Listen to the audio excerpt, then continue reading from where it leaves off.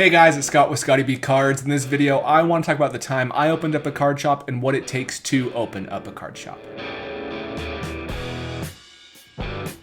So this video, I just want to share a quick story from my hobby past from this last year or two and discuss kind of the process of opening up a card shop and my experience in opening up a card shop. I opened up a card shop in the spring of 2020 with a business partner. I was more of the day-to-day operations. He was more of the financial backing. And we kind of just discussed how we would get a card shop going. Part of the deal was I would kind of renovate the card shop to make sure it's in the tip-top shape in order to be functional and look good.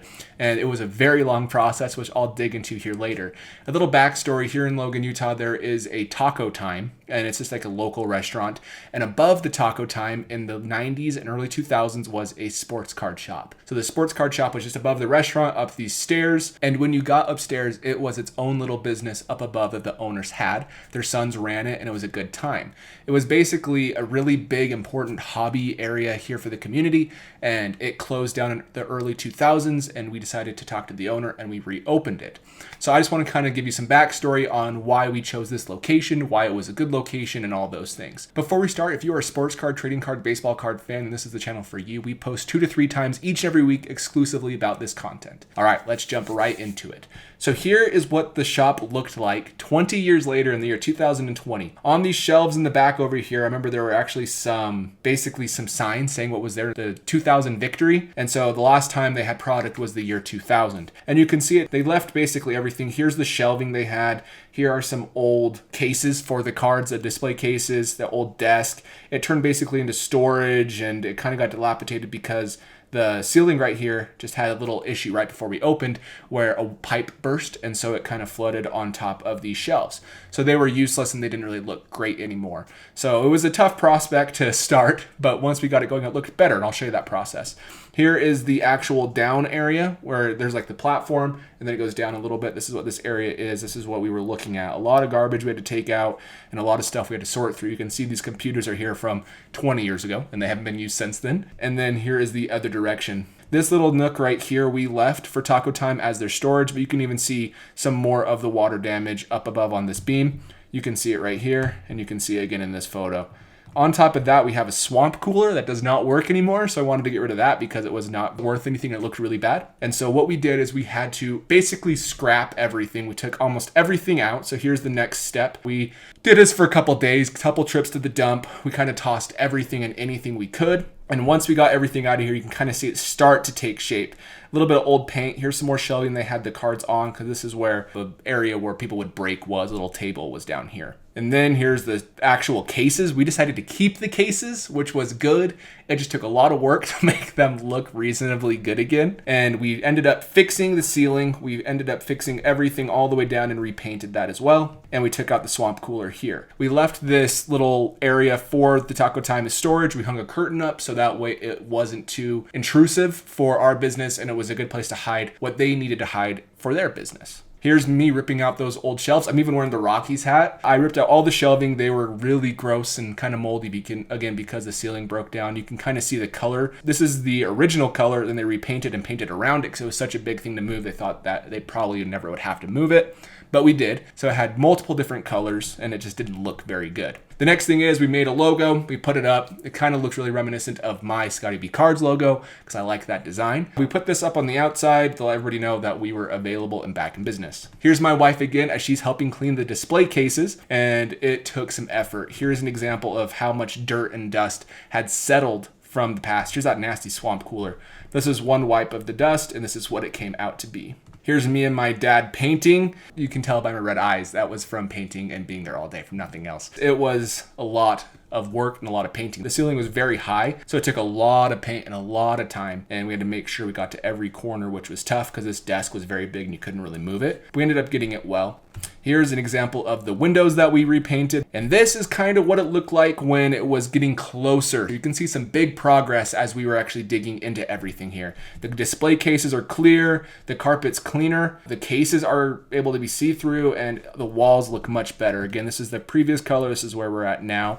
We painted this beige, painted this gray, painted this white, painted this blue to represent the school in the area, which is Utah State University. And that's kind of how it ended up, and it looked pretty good. Here's another photo once I put the fat heads up. Looks very different from where it started. You can tell this is from a while ago. This is a 2018 Prism. This is Evolution's Pokemon. Both of those things are very expensive now. Actually, a Luca Prism Silver rookie card is pulled out of that Prism Cello box, which is awesome.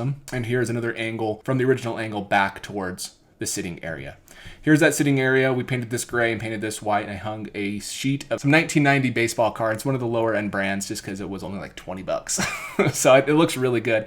Has a lot of Hall of Famers on it. It was a lot of work and a lot of effort just to get this place renovated. We put a TV up so we can actually have Netflix playing. We had cameras up that we had to install to make sure that we wouldn't get robbed. And here is the entrance. If you're wondering how is there a card shop inside of the building, here it is. So these are the actual stairs that head upstairs to the card shop, completely sealed off unless this is open, which is actually really nice because it's hard to break into. So that was one less worry that we had. So what do you need to start a card shop? There's a few things. Opening a card shop is going to cost quite a bit. Obviously you have your rent and your overhead that you have to pay monthly, but on top of that, to have capital for all of the sealed wax, all of the singles, everything that you have to get in, you have to pay for it first. You know, you're not going to just get those for free, and then people will pay you to pay that off.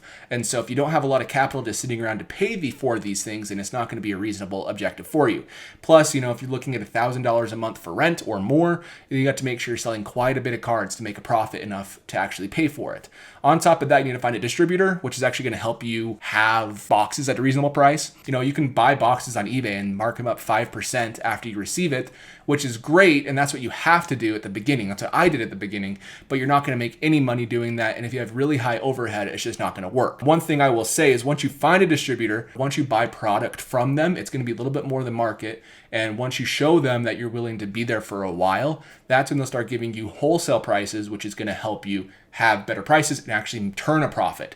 And it can be very profitable if you can get enough product. But that's an issue right now. So many card shops, it's hard to get enough product. You might get one box of National Treasures, maybe you get it for what, $1,000, which is great, and sell it for $4,000. So that's $3,000 right there, but you only get one of those a year. Let's say you get 2 or 3 boxes of Select basketball. That's only going to make you might get it for $300, sell it for $900 or whatever it's going to be. There's margins, but it's going to take you a long time, 6 to 12 months to get to that point, maybe quicker if you buy a lot of product, and that's going to cost you quite a bit.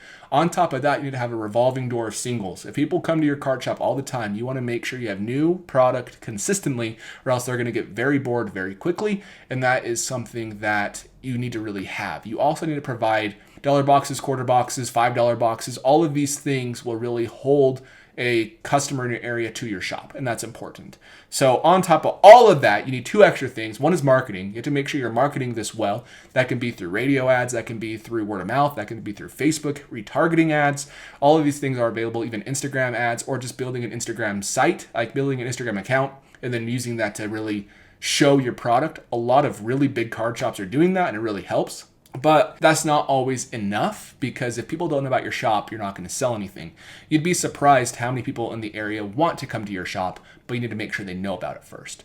And the last thing you need is love for the hobby. If you don't love the hobby, this is not a very fun job. It's going to take a lot of time, a lot of effort, and it's not exactly fun. That was one thing I found out going into this. There's going to be some situations where it's not going to be fun. You're going to miss weekends being at the card shop. You're going to miss some holidays being at the card shop, because those are some of the best days to have people there. Saturdays, that's when fathers and sons, mothers and daughters come with their kids and they're able to look at product. So let's look at, this is the product I had to start. You can see exactly when I started, it wasn't that expensive. I got lucky in the sense all of this went up within the 2 months after I bought it to when I opened the card shop in 2020. 2018 Prism, 2017 Optic, 2019-20 was Zion and Jaw Optic. Then we had 2012 NBA Hoops. A lot of baseball product, nothing of any huge significance, I would say. Over here we had 2015 Prism, a hobby box. 2013 MLB Draft Prism, which has Mookie Betts and Aaron Judge in it. 2015 Update. Here's some old 2007 Bowman football. All of these products cost me at the time probably $3,000 to $4,000, maybe $5,000. This would probably cost you upwards of $10,000 right off the bat to start it. And that's not very much product. That was the thing. It wasn't very much product. I instantly bought more. This is where I usually do the video, right here on the shelf. That's where it's sitting. And I remember having it over there and I thought, wow, that's so much. It goes like that if you have business, and it will go quick. And you can see all these singles up here. This was just some singles I bought from a guy in Idaho who had a card shop and he was getting out of it. And it wasn't a great deal, but it was inventory enough where it would hold people's interest. A lot of late 90s, early 2000s rookies, or maybe early 90s as well. There was a lot of Greg Maddux rookies and maybe some really low, not low end, but not Tom Brady 2000s rookies, but there were other players of that era besides him. Point is, it will cost quite a bit for just stuff like this. Here's an example of the singles. I don't know why this line popped up. That's not on the case. But you can see in here we have Ronald Acuna rookie patch autographs. We have a Shohei Ohtani jumbo patch auto out of 10. Tatis patch autograph rookie card from National Treasures, more Tatis rookie autos. It takes a lot of singles to really make the shop worthwhile for people to want to come back. You have to start with what you can start with, but it will take a lot of money to get display cases that are respectable enough where people like drool over them and say, wow, this is so fun. Here's just some of the vintage we had. Nothing crazy, but it was just enough to kind of, again, draw some interest and attention. So what are the pros of opening a card shop? Here are the pros. Seeing people's passion about cards was so fun. It was fun having people come in and like reliving their childhood, especially because it was a nostalgic location. We opened up in a spot where people already knew about it and they came up, wow, I haven't been up here since I was a kid. They tell all the stories about their past and you can just chat with people about cards all day. That was a lot of fun. That's the next thing, talking cards with people and seeing their collections. I had one guy bring up all of his 1950s complete sets. He would show me them. I helped him purchase a couple. I think I helped him buy 1950 Bowman complete set for like $1,500. Now that's going to be like $3,000 to $4,000, but regardless, I helped him find a good deal on it, and it was fun meeting some people along the way with the card shop.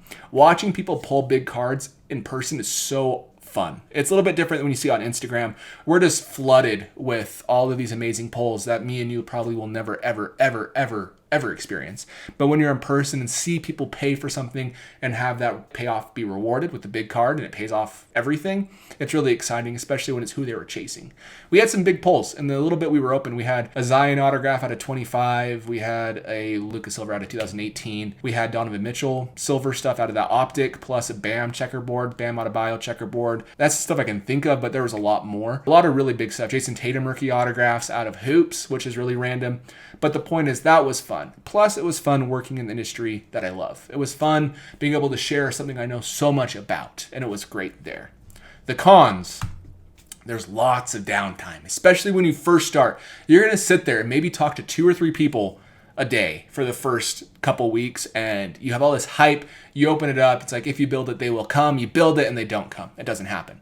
So that's tough. Lots of downtime between customers. If you don't have anything to do, it can be really boring and it doesn't feel very fulfilling, especially if you leave your business after the first couple days and you don't make money and you have all this rent due and you have all these bills for all these boxes you paid for.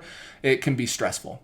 On top of that, again, it's very slow to start. It's going to take a few months for people to know you're there, but it's not just about starting slow. It's about being able to build up as your customers build up, because it's going to be very time intensive and very costly to have enough product where it holds people's attention. Trying to guess what people want, that's always hard too.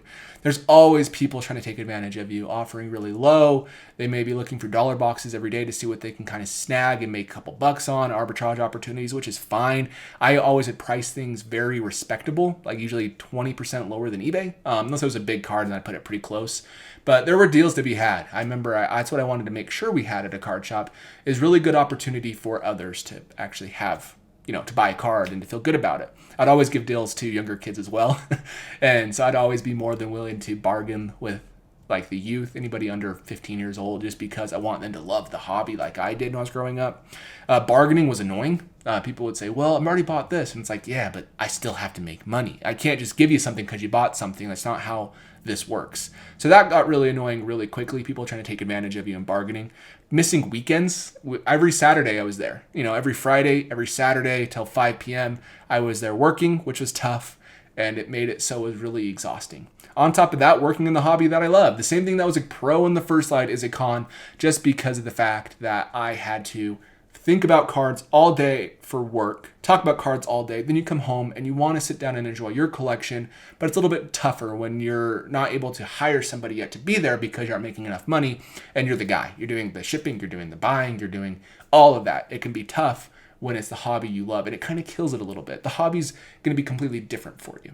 So there's a lot of things that are going to be tough about a card shop. Financially, you're going to need to do some type of analysis to see if it's really worth your time, just because it probably won't be, depending on your area, especially if you have card shops in the area. But there is a chance if you're able to have some capital that's not going to be too expensive for you to pay off, then it might be worth doing. It was a lot of fun. Making the shop was great. This is what it started out as, and this is what it ended up as. It was a blast, and I loved it. A couple things made it so it wasn't the right time for me to be there anymore. But regardless, it was a great experience that I had last year. It actually led me to YouTube because I was like, I know a lot. I don't know a lot about everything. I'm the first person to tell you that, but there's some things I feel comfortable with. And if it wasn't for this experience, I wouldn't be on YouTube now. So once I left the shop, I thought, man, how can I still have some passion about the hobby and share it with others? Because I thought that was so fun to build that community. That's why I'm here. So anyways, thank you for watching. If you aren't a subscriber to the channel, make sure you hit that subscribe button so you don't miss any of the videos. If you are a subscriber to the channel, thank you for subscribing as always. Let me know down in the comments below if you've wanted to start a card shop before, if you ever have, what your thoughts are. Appreciate your time, and I'll catch you in the next video.